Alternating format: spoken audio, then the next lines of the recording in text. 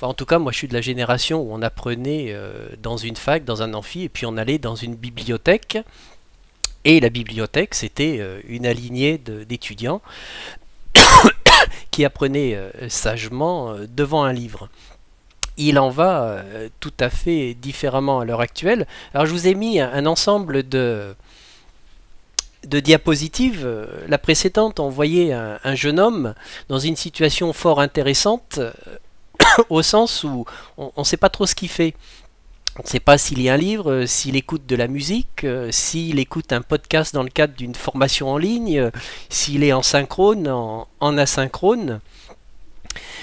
Ça veut dire que l'espace professionnel, alors je pense aux espaces des universités, mais pas seulement, on pourrait se poser la question dans les, dans les écoles primaires, on pourrait se poser la question dans les collèges, on pourrait se poser la question dans les lycées, et puis dans les centres de formation continue, comment aménager cet espace professionnel à l'heure du e-learning.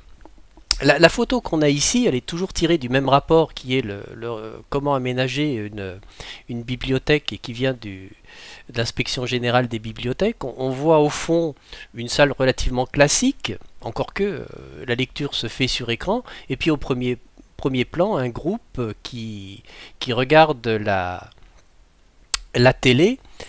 Donc une spatialisation de l'espace d'apprentissage. Et là, le dernier, qui est l'intégration de box dans les universités, dans les bibliothèques. Alors c'est tout à fait intéressant parce que le e-learning, d'un point de vue spatial, réintroduit de façon forte la voix.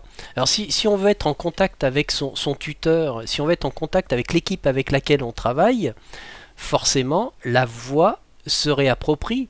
Alors on retombe, je dirais, dans le... Bah, c'est peut-être pas le primat de la voix, mais la voix revient